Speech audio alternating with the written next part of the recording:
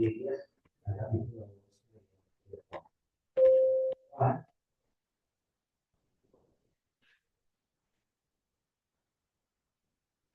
Vamos a estar estudiando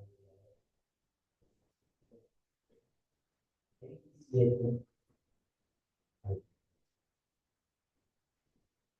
Juan, capítulo 12, 36, está dentro de sus posibilidades de tiempo que nos llevaba de tiempo para hacer esta palabra.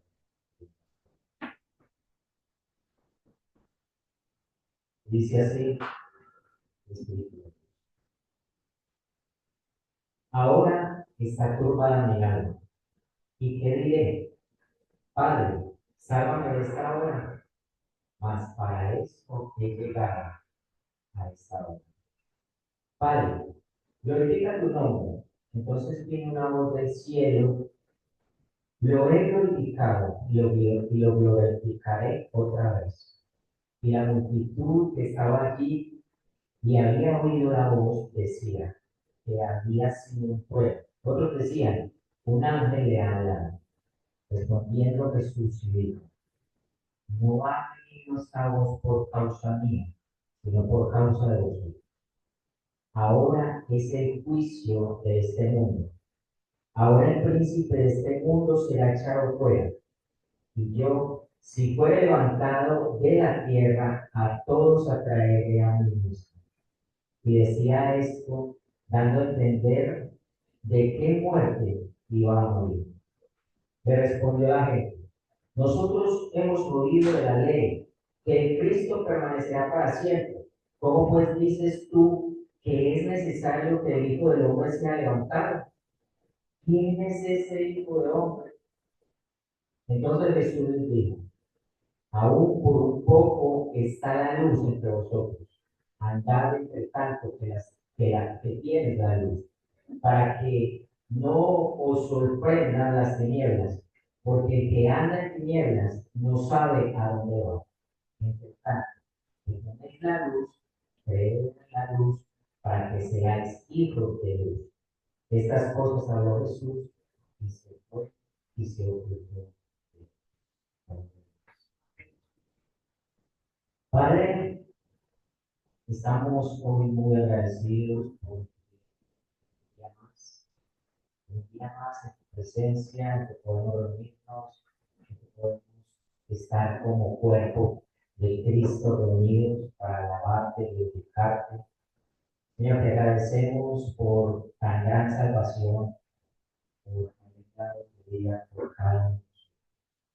Te pedimos hoy, Espíritu Santo, que nos ayudes a poder ver esto con la luz de Cristo y que podamos, Señor, hoy ser edificados, ser redarguidos, ser corregidos, que tu palabra salte a nuestros ojos y a nuestro corazón y haga lo que ya debe hacer, tiene que hacer en cada uno. Permite pues que podamos estar metidos en la escritura, que podamos escudriñarla y movernos en ella. Ayúdanos, Señor, porque reconocemos tanto la incapacidad mía como mi concepto, como de mis hermanos para poder ver y entender tu palabra. Tú nos permitas poder. Ayúdanos, pues, oh Dios, para glorificar tu nombre, enaltecer tu grandeza y ver a Cristo. Gracias. Gracias. Mis hermanos, estamos entonces en el capítulo 12 del Evangelio de Juan.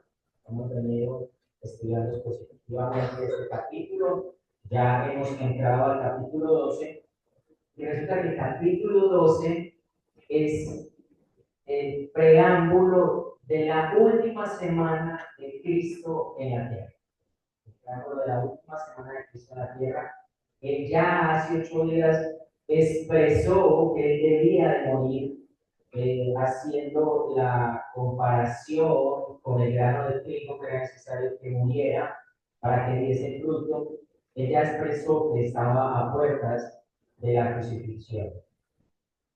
Y el día de hoy vamos a ver algo extraordinario.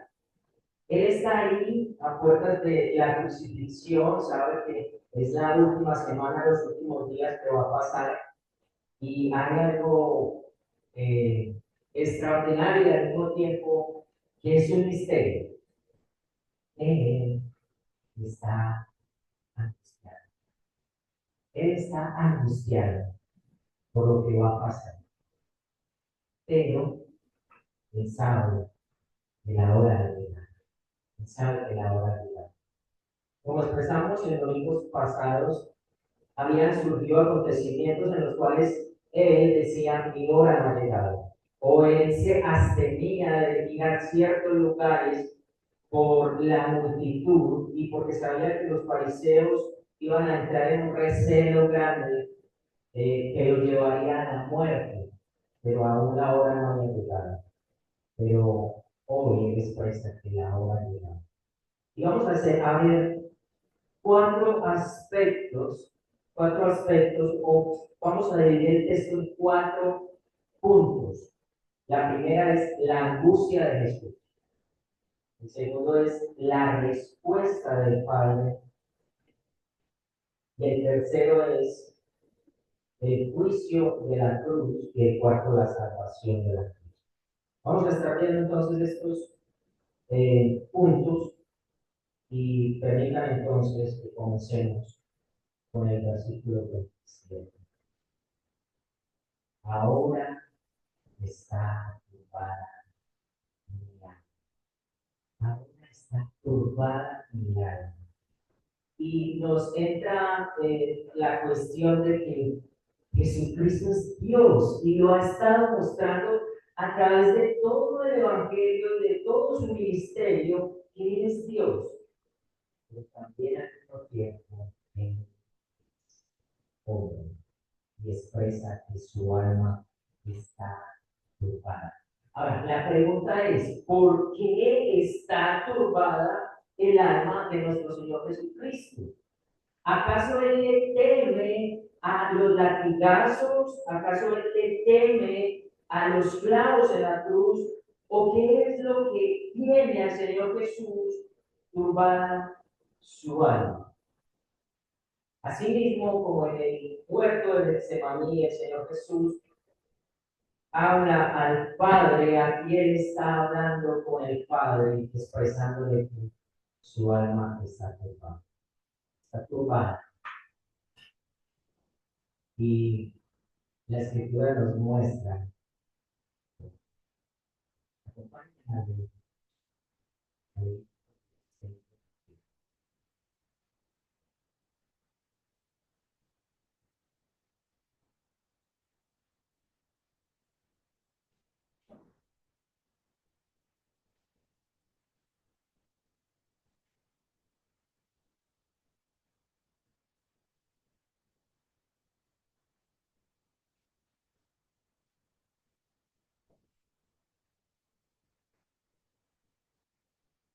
Dios está dando instrucciones a Moisés y a Aarón de los sacrificios que se deberían de hacer. Está dando una instrucción para el altar y dentro de esa instrucción Él muestra los corderos que se debían de presentar para la expiación. Miremos entonces el versículo 21. Dice así: y pondrá Aarón sus dos manos sobre la cabeza del macho cabrío vivo y confesará sobre él todas las iniquidades de los hijos de Israel, todas sus rebeliones y todos sus pecados, poniéndolos así sobre la cabeza del macho cabrío, y lo enviará al desierto por mano de un hombre destinado para esto. Y aquel macho cabrío llevará sobre sí todas las iniquidades de ellos, a quien remontará y dejará ir al macho cabrío por el desierto. Ahora, la pregunta es, ¿esto era una sombra de lo que había de venir? Este macho cabrío era una sombra de lo que Jesús presentaría en la cruz. Jesús es ese macho cabrío que llevaría los pecados de todos nosotros al desierto, al Gólgota, y allí moriría para expiar nuestros pecados y para tomar el lugar de nosotros.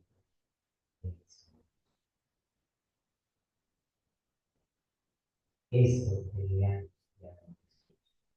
Jesús cargaría con todos los pecados de aquellos que el Padre le había entregado desde antes de la fundación del mundo, serían puestos en él.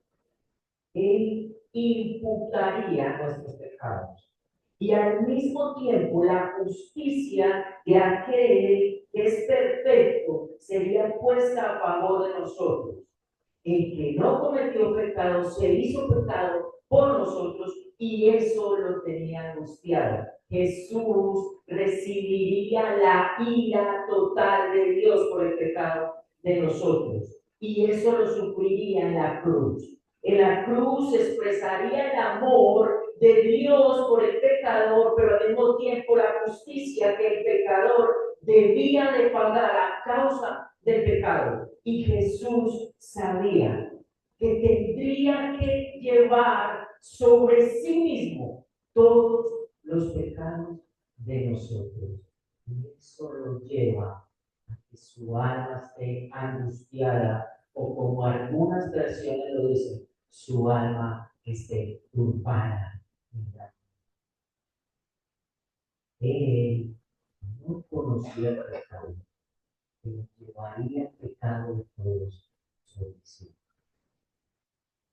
Ahora, ¿acaso él no tendría la potestad para decir, no lo hago? ¿Acaso él no tendría la potestad para decir, mi alma está angustiada y siento cierta angustia como humano para decir, no quiero pasar o no quiero beber de esa copa? Pero miren lo que el Señor Jesús le expresa al Padre, que es una oración. Dice, Padre, mi alma está angustiada. Sé lo que tendré que pasar y padecer. Y me angustia el tener que soportar el pecado de los que han de ser salvos. Pero qué bien, Padre, sálvame de esta hora. Padre, no me dejes pasar por ahí. Padre, no permitas que haga esto.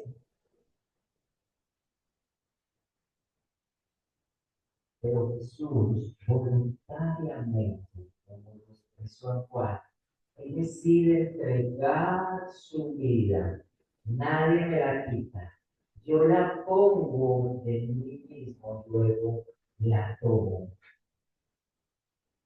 Y entiendo, Padre, que para esta hora, más para esto, antes de llegar a esto. Padre, como dijo usted en Getsemaní, no se haga sino la tuya. He venido para esto. Y en esto hemos quedado en ese consejo eterno de redención. Alguien perfecto tenía que padecer para salvar a los pecadores. Y para esto llegar, y aunque mi alma esté turbada, yo haré tu voluntad. Me someto voluntariamente a este castigo, a recibir mi vida. Ahora, mire lo que él le pide al Padre. Lo que él le pide al Padre. Versículo 8. Padre, glorifica. Entonces, en la angustia de Cristo vemos que Él está angustiado, pero que voluntariamente sabe que para eso ha llegado y que se somete a la voluntad de Dios. Pero también Él pide que en medio de su sufrimiento y su angustia, el nombre de Dios sea glorificado. Sea glorificado. Que en medio de su padecimiento, el Padre, el nombre del Padre sea glorificado. Glorifica tu nombre por medio de mi sufrimiento. Glorifica tu nombre por medio de mi sufrimiento. Es la oración de Cristo. Y quisiera que pensáramos en algo. Quisiera que pensáramos en algo. Realmente, seamos sinceros dentro de nuestro propio corazón. Cuando estamos pasando momentos difíciles, nuestra oración a Dios es que por medio de eso que estoy pasando, su nombre sea glorificado. Oramos para que quite rápidamente ese dolor de nosotros. Dios, así como tuvo el propósito de que Cristo fuese a la cruz y así como ellos planearon desde antes de la fundación del mundo, ese propósito de ir a la cruz para presentar el Cordero perfecto que iba a quitar el pecado de aquellos que Dios le había entregado, así es el propósito.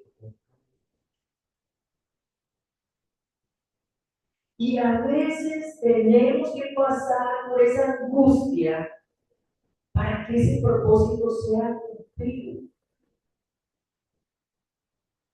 Sé que es duro y que en medio del momento de la angustia nuestra mente se turba, nuestra alma se turba. De hecho, no vemos claridad, pero Él está.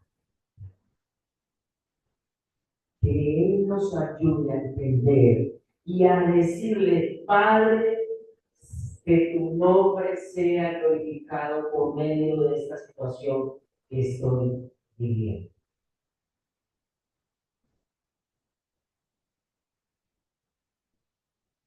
Ahora, la oración es respondida. La oración es respondida. No solamente la, sino que la tuya y la mía es respondida. Quizás sea respondida no como queramos o como nosotros pensemos que debería de ser, pero ella es respondida. Y el Padre le responde a su Hijo amado, a la segunda persona de la Trinidad, nuestro Señor Jesucristo, le responde la oración. Y se la responde audible. Miren el verso 28. Entonces vino una voz del cielo, lo he glorificado, lo glorificaré otra vez. ¿A qué se estaba refiriendo nuestro Padre Celestial al decir, lo he glorificado y lo glorificaré otra vez?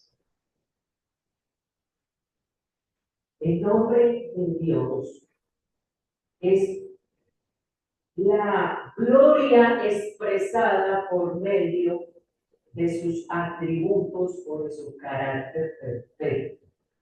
Hebreos nos dice que Él ha hablado de muchos tiempos, pero ahora habla por medio del Hijo. Y también la Escritura nos dice que el Hijo es la manifestación visible, perfecta de nuestro Dios. Ahora, ¿recuerdan el día que el Señor Jesucristo se bautizó? Hay una voz audible desde el cielo también, que dice, este es mi Hijo, el cual yo me complazco.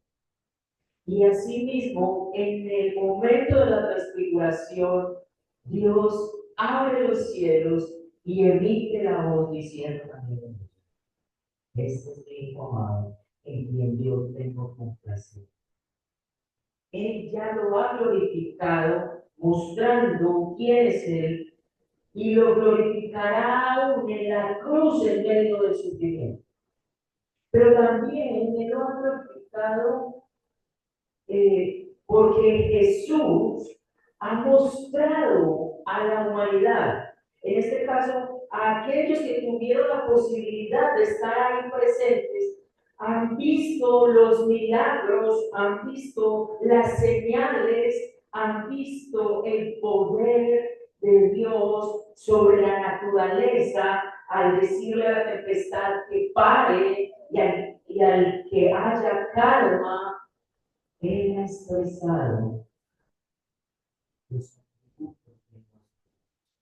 Él ha mostrado su nombre. Al decir yo soy, al decir yo soy la luz del mundo, al decir yo soy el pan de vida, al decir yo soy el buen pastor, al decir yo soy la puerta, Él ha mostrado y ha glorificado el nombre del Padre, a mostrar sus atributos. Y el Padre ya lo ha glorificado y lo glorificará nuevamente.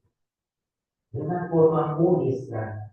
Porque ¿quién puede, como veíamos hace 8 días, entender que mientras que Cristo es levantado en esa cruz, desfigurado, humillado, el Padre está siendo glorificado?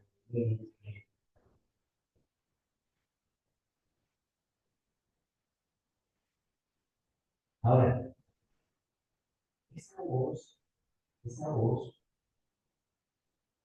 perdón, mis hermanos, estamos en el punto número 2, la respuesta del Padre. La respuesta del Padre es: yo te he glorificado, te glorificaré otra vez. Ahora, Él también lo va a glorificar en la resurrección y Él volverá a tomar la gloria que tenía antes de que viniera a la tierra.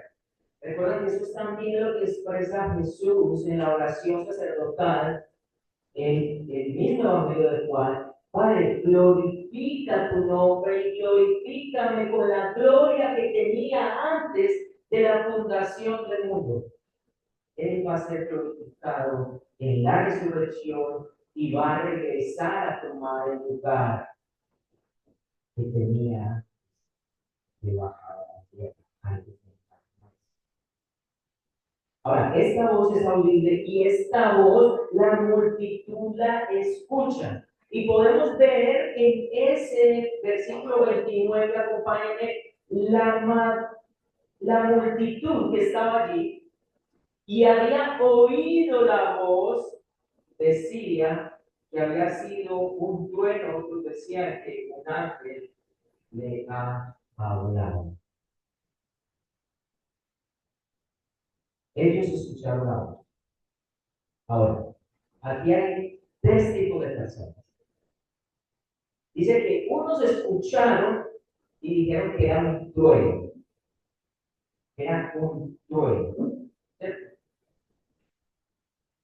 ¿Quiénes son estos? Posiblemente recuerden que en los versículos anteriores unos griegos habían buscado a Jesús.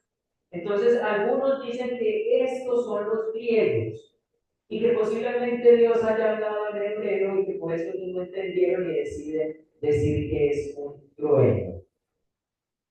Pero también estas son las personas que no reconocen la voz de Dios o que le atribuyen a la naturaleza el poder del Creador. Por ejemplo, si usted ve National Geographic, si usted ve uno de estos canales, ¿cierto? Hay algunos programas de los cuales expresan, por ejemplo, las 10 plagas y las quieren mostrar de una forma científica lo que ocurrió en el momento que pudo haber pasado para que eso se diera. Como por ejemplo, en cierto tiempo del año el río se seca, entonces puede pasar, ¿cierto? En cierto tipo del año el río se vuelve rojo, entonces, pero no quieren reconocer la Biblia. Ellos no quieren reconocer de que un poder sobrenatural en medio de las plagas que revelaban a Dios y su poder y su gloria, y no quieren darle la gloria, sino que deciden expresar de forma científica o natural lo que no es natural, lo que es sobrenatural. Terminan atribuyendo a la creación el poder y no al dueño creador de la creación. Pero hay un segundo grupo. Ahora, también hay algo, y es que si miramos el texto de Pablo, recuerdan en la conversión de Pablo, Pablo va en un caballo, Pablo va a perseguir, a capturar y a matar a los cristianos, y hay una luz resplandeciente que aparece y Pablo cae del caballo y hay una voz audible que dice que muchos no escucharon, que muchos no escucharon, porque Dios le da el privilegio a algunos de escuchar.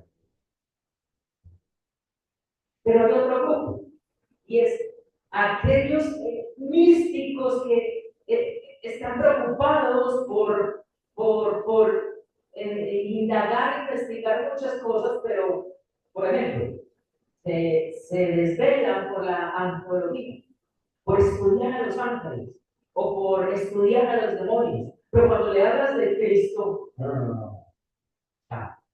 Presentan un rechazo o no les interesa más estudiar los fantasmas, los espíritus y todo aquello, ¿cierto? De hecho, si visitas las casas, pues que hay veladoras, está la Biblia y todo, pero si les preguntas algo de la Biblia,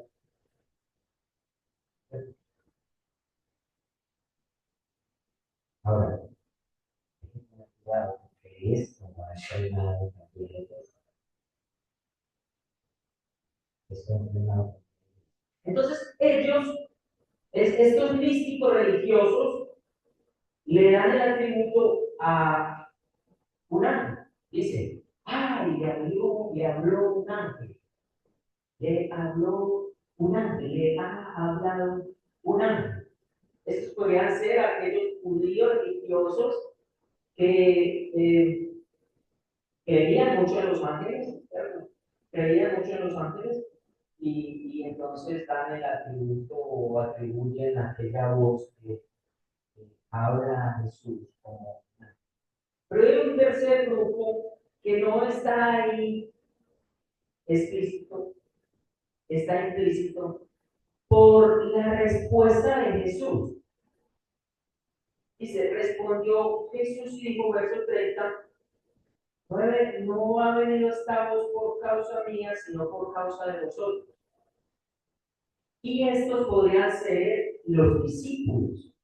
Los discípulos necesitaban afirmar su fe. Los discípulos sabían que ya les había dicho que iba a morir, ¿cierto? O sea, has estado 3 años con el Maestro, has visto su poder, su gloria, has visto manifestado a Dios mismo ahí, has visto su autoridad para enseñar las cosas que habla, las cosas que son tan claras y visibles en medio de la vida cotidiana para expresar cosas espirituales que no han visto, que no han escuchado. Ellos están ahí, pero ellos están pensando también en que Él va a morir.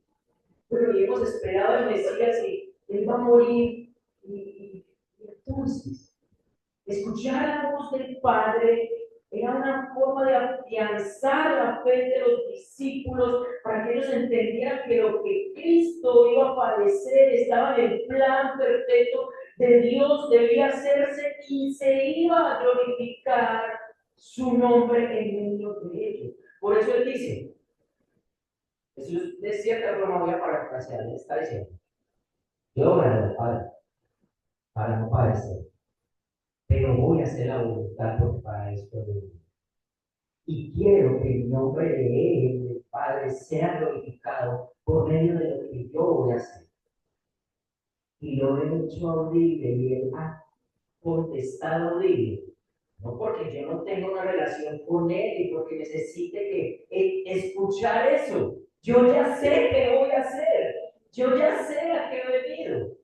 Pero ustedes necesitan confirmar lo que el Padre ha dicho desde el cielo. A qué he venido y que eso es para su gloria.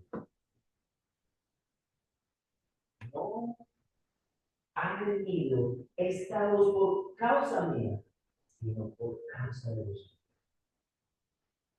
La respuesta del Padre a Cristo era más para dar fe o incredulidad a otros, pero al mismo tiempo también para fortalecer al Señor. Pero iba más hacia los discípulos, fortalecer a aquellos que continuarían el trabajo que Cristo había venido a hacer a la tierra.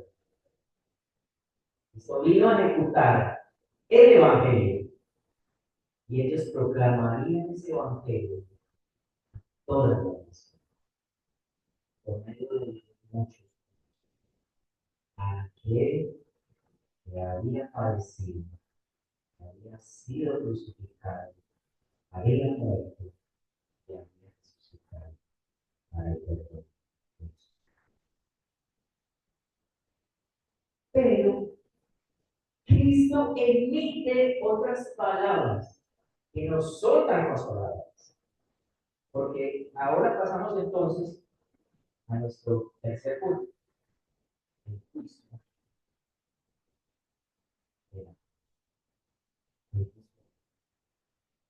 Miren lo que el Señor Jesús les dice. Ahora es el juicio de este mundo. Ahora el príncipe de este mundo será echado fuera. Ahora, con la crucifixión de nuestro Señor Jesucristo, el Padre iba a ser glorificado, el nombre del Padre iba a ser glorificado, pero al mismo tiempo el mundo iba a ser juzgado. Por la cruz llegaría juicio al mundo. Al mundo. Mire, aquellos que gritaron, crucifíquenlo, estaban dentro del plan de Dios porque Dios había planeado que Jesús moriría de esa forma. Pero no les quita que ellos serían juzgados por entregar y crucificar. Aunque el plan era que él muriera de esa forma, que fuese entregado por los judíos y hubiese sido crucificado por los romanos, aunque eso estaba en el plan de Dios y Dios predeterminó eso y entregó a su hijo, ellos serían juzgados por la incredulidad, porque Jesús estaba ahí y no lo habían recibido, lo habían rechazado. Pero no solo eso, a partir de la crucifixión, el mundo, hablando del mundo como el sistema que maneja todo este globo terráqueo, toda esta tierra, sería juzgado también. Sería juzgado. El mundo pasaría condenación por no creer en Jesús y actuar en contra de Jesús. En contra de Jesús. Él acarrearía juicio, pero no solo el mundo. Mire quién también, a quién traería juicio Dios. Ahora el príncipe de este mundo será echado fuera. Recuerda la profecía después de que Adán y Eva pecaron, en que la descendencia de la mujer heriría la cabeza de la serpiente, pero la serpiente heriría el calcañar, el tobillo, el carrete de este descendiente. Eso ocurriría ahí. Cristo de cierta forma sería herido porque fue crucificado. Pero Satanás, Cristo le aplastaría la cabeza a Satanás porque ahora él ya no tendría poder sobre aquellos que Cristo, por los cuales aquellos Cristo. Y él sería juzgado, aunque aún no sería condenado y echado al lago de fuego. Él perdería poder, porque el evangelio de salvación a partir de ahí sería proclamado a todo el mundo. Y eso le quitaría poder al enemigo sobre esas personas.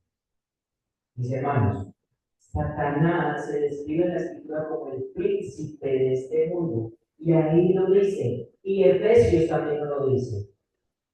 Él gobierna sobre este mundo, aunque no en una totalidad. Porque por encima de él está Jesús. Porque Jesús es soberano. Y aún Satanás debe obedecerlo. Aquí en la cruz, Satanás perdería poder, sería echado fuera, ya no tendría poder sobre los creyentes. Y eso es lo que se está refiriendo Jesús aquí. Ahora el juicio está en este mundo y ahora el príncipe de este mundo será echado fuera cuando yo sea crucificado.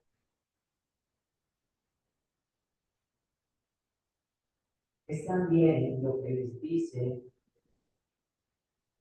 a aquellos en el capítulo 35, aquellos incrédulos que responden que ellos, veamos el 34 primero, dice, le respondió la gente, nosotros hemos oído de la ley que Cristo permanece para siempre, ¿cómo pues dices tú que es necesario que el Hijo del Hombre sea levantado? ¿Quién es ese Hijo del Hombre? Porque Jesús está diciendo que va a ser levantado y que va a ser crucificado. Entonces ellos dicen, venga, la ley. ¿A qué se refiere? Los 5 libros del Pentateuco, los 5 primeros libros de la Biblia, pero también los profetas. Hablan de que el Mesías vendría y que permanecería para siempre.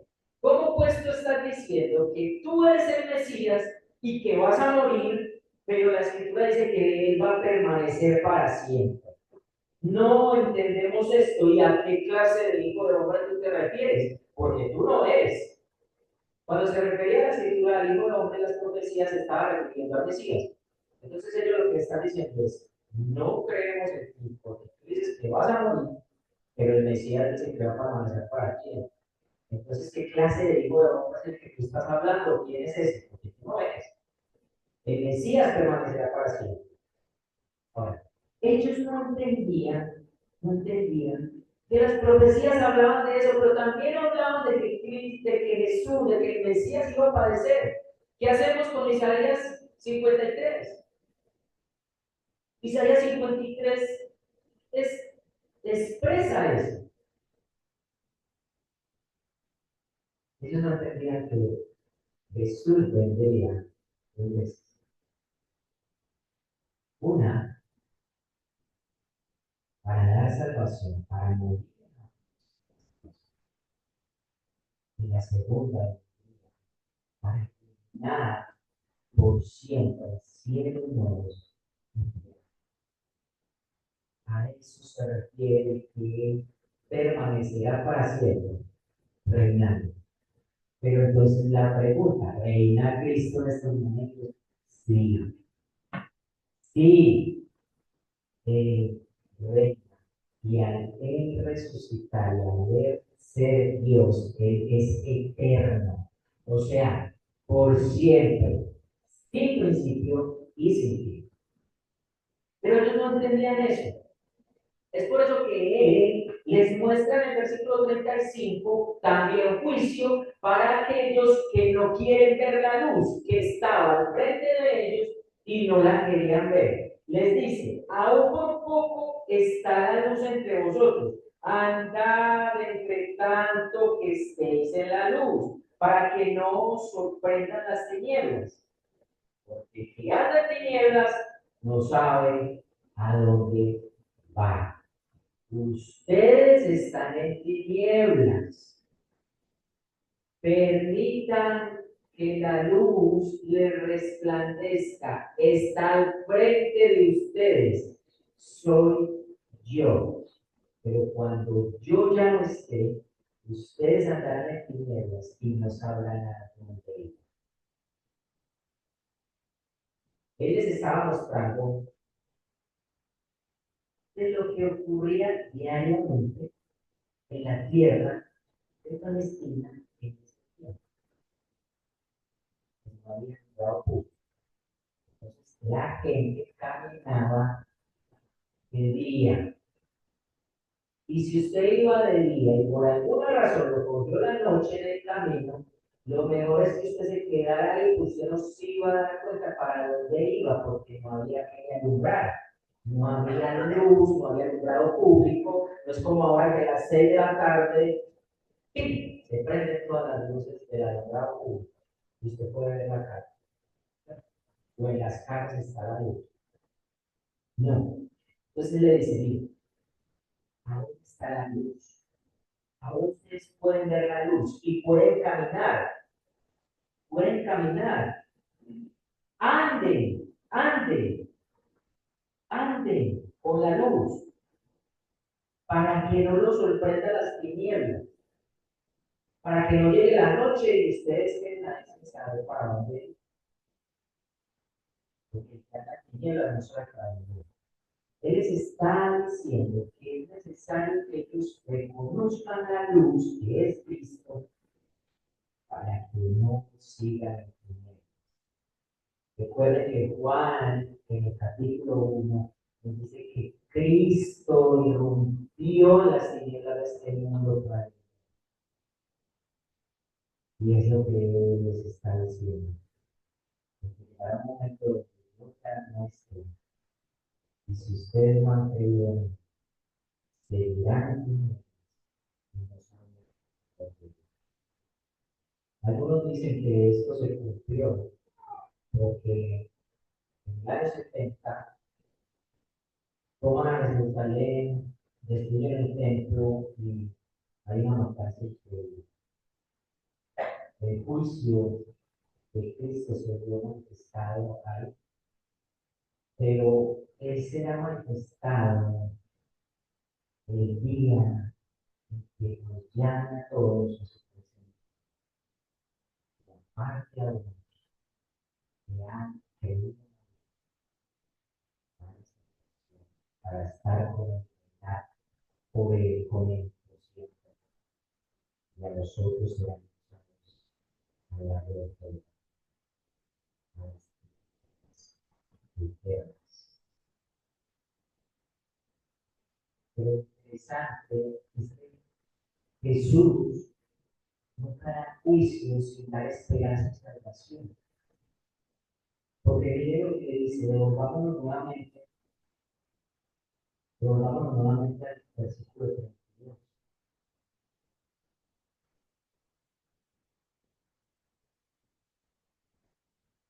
Acabo de decir que el mundo va a ser juzgado, acabo de decir que Satanás va a ser echado fuera. Y él dice, y yo, si fuere levantado de la tierra, a todos atraeré.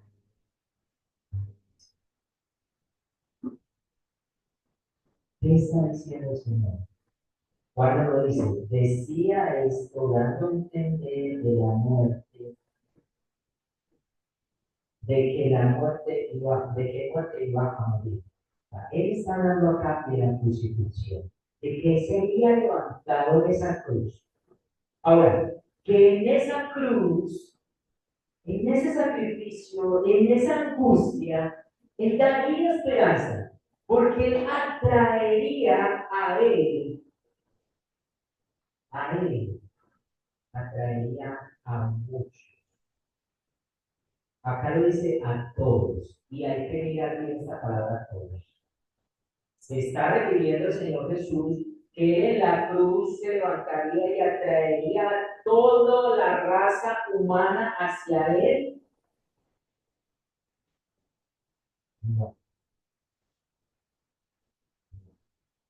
Él se está refiriendo que atraería a todos, o sea, él daría salvación a todos, refiriéndose a que de toda clase, de toda lengua, de toda tribu, de toda nación, él atraería a los que el Padre le había dado desde antes de la fundación del mundo. No dice que él salvaría a todo el mundo, dice que él salvaría a muchos del mundo, de todo el mundo, pero no está diciendo que a todos.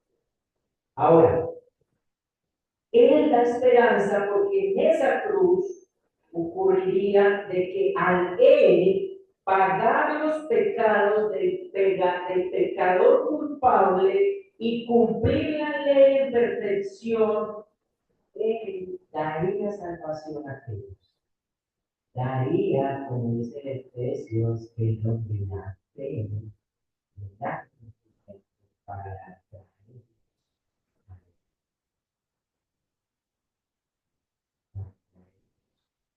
a él.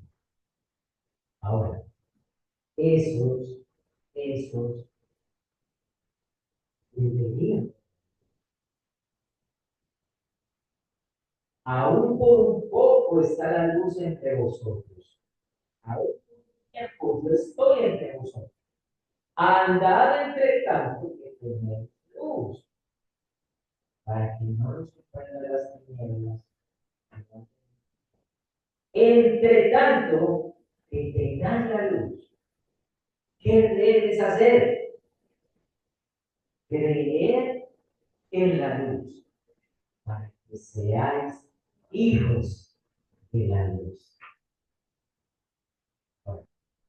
Los que él atraería deberían de creer en él, que es la luz, para ser llamados hijos de la luz, para ser adoptados por el Padre, como hijos, como hijos. O sea, recuerde que los judíos creían que ellos eran los únicos hijos de Dios. Ella era la nación escogida por Dios y era verdad. Ella era la nación escogida por Dios y que ellos eran los hijos de Dios. Ella era la nación que Dios había escogido. Y no permitían que otros fuesen llamados hijos, hablando nacionalmente. Pero acá Jesús está diciendo que todo el que crea, todos aquellos que va a traer hacia Él, que crean en Él, tendrán luz y serán hijos de luz. ¿Por qué? Porque hemos sido llevados del reino de las tinieblas.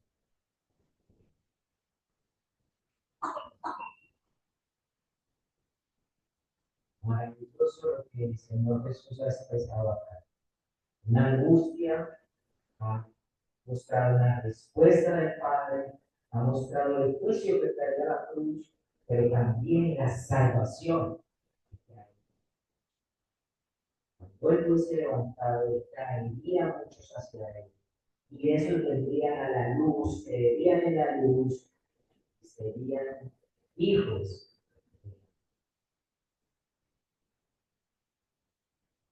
Ahora, algunas conclusiones.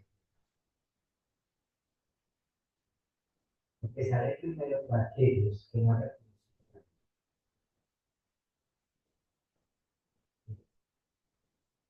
Cristo es muy enfático aquí. El Señor Jesús es muy enfático. Habrá juicio. Y mientras haya vida, hay esperanza. Cuando usted cierre los ojos, porque partirá de este mundo, ya no habrá esperanza. Y si usted murió en tinieblas, usted no sabrá para dónde va. Ahora, la Biblia nos expresa que es un lugar muy tormentoso. Quizás a usted no le dé pavor eso, y usted crea que eso está bien. pero está escrito por el Espíritu Santo. Y Jesús, que es Dios, lo dijo. O sea que así va a ser. Pero entre tanto, dice, entre tanto, emite una esperanza. ¿Cuál? El ahora. Usted ahora tiene la oportunidad de venir a la luz, de venir a la luz, de creer en la luz y de ser llamado hijo de la luz, o sea, hijo de Dios. Usted tiene la otra posibilidad. Yo no quiero ir a la luz, yo quiero seguir delectando en las tinieblas, en el pecado, en este mundo, en lo rico y sabroso que pasa. Yo eso solamente con venir y sentarme un ratito acá, por eso alivio mi conciencia, pero no quiero tener una relación con esa luz. Yo quiero continuar en tinieblas. Ahora olvídate como dice acá, no sabrás paz. Es más, quizás puedas tener una vida muy complaciente en esta vida, pero te aseguro que si Dios te prolonga los días, llegará el momento en que la turbación en tu alma no te deja descansar, porque no sabes a dónde vas ni encuentras sentido a la vida. Solo venir a la luz nos muestra el camino. Él es el camino al Padre. Es la única forma de la salvación de tu alma. Por eso hay una invitación acá. Y esa invitación está entregando por un poco de ti. Ven a él, ven a él, cree en él. Él es la luz, que alumbrará tu camino. Él es la luz, que ilumina. Él es aquel que puede llevar tus pecados, perdonarnos, borrar, pagarnos. Para que haya luz. Pero hermanos, hay varias cosas para aquellos que ya hemos creído en aquel que nos salvó, en aquel que dio la vida. Primero, hermanos, gratitud. Mire, Él llevó nuestros pecados consigo. Él imputó sobre Él el pecado de Lidia, el pecado de Marisol, el pecado de Daniel, el pecado de Edison, el pecado de cada uno de ustedes. Fue pasado a Él como aquel cordero. Fue llevado fuera de la ciudad y fue levantado en la cruz. Él ya no se acuerda de nuestros pecados.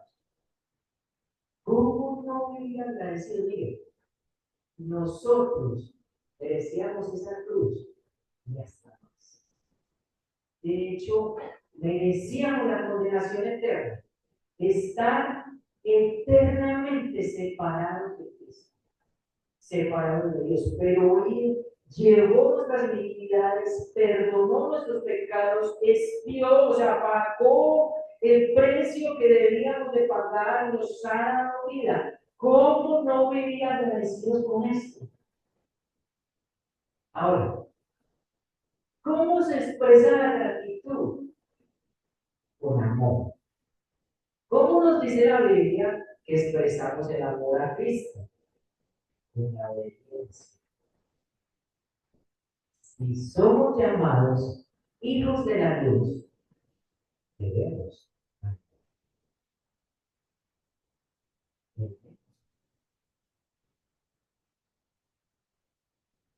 Seréis hijos de la luz. Debemos andar en la luz. Debemos andar. Debemos dar una situación. una mujer, una y debemos responder a él, debemos responder a él. Y no porque tengamos que ser obedientes para ser salvos, sino que obedecemos porque Él ya nos ha hecho salvos y ha pagado el precio.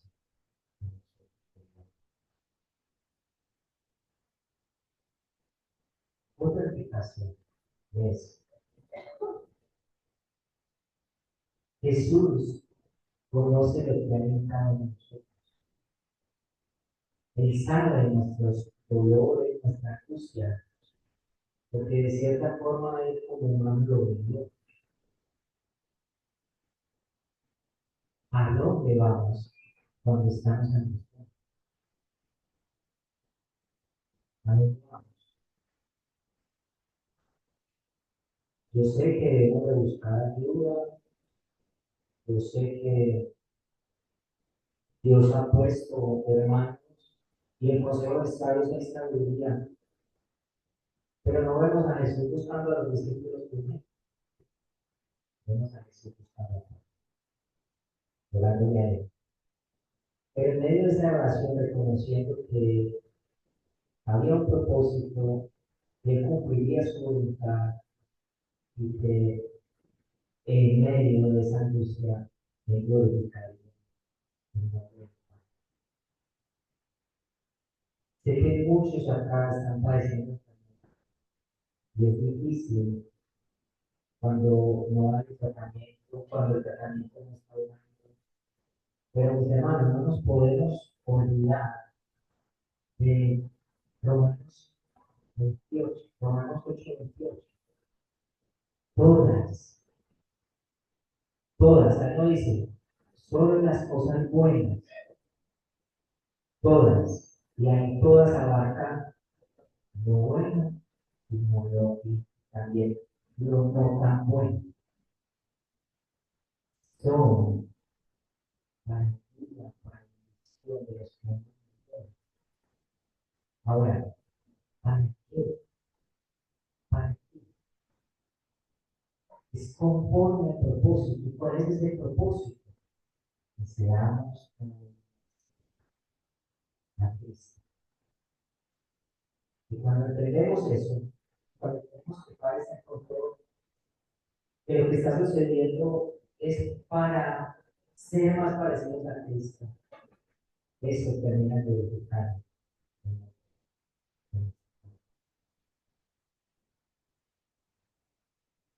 No va a ser fácil, pero no estamos solos. El Padre le respondió. Ahora, ¿usted quiere que el Padre le responda obedientemente? No se van a abrir los cielos, no va a escucharse la voz. No es cierto, hay que escucharse. En oración, escuchar.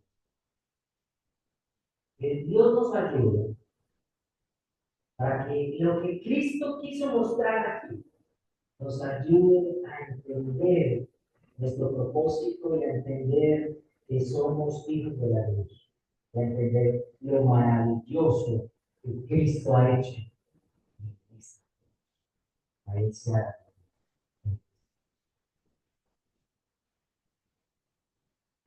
No queda más que agradecer tu bendita palabra. Agradecerte no solo porque la dejaste, sino agradecerte porque nos has dado el Espíritu Santo, por el cual podemos discernirla, entenderla, Señor, aplicarla también, que es lo más importante en nuestra vida. Ayúdanos, Señor, a que podamos colocar en práctica, en andar en la luz, en andar en la luz, en ser agradecidos, en venir a ti, en agradecer tu salvación. Señor, yo te oro por aquellos que han de escuchar la locura de la fe, para que tú los alcances, para que tú tengas misericordia y los traigas hacia ti y les muestres la luz para que no haya más. Gracias, Señor, por esto. Ayúdanos a seguir adorándote, a cantarte con entendimiento, con conciencia, con gozo, con alegría, Señor, y que podamos seguir disfrutando de tu presencia.